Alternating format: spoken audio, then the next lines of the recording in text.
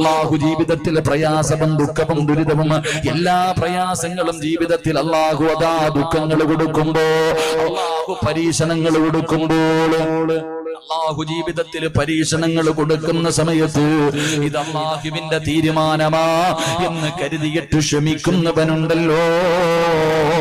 വയദ്ഖുലൂനൽ ജന്ന ബിഗൈരി ഹിസാബ്.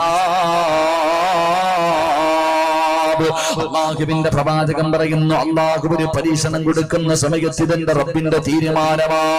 എന്റെ ഉമ്മയുടെ ഗർഭാശയത്തിൽ കിടക്കുമ്പോഴേ പടച്ചുറപ്പ് തീരുമാനിച്ച കാര്യമാ.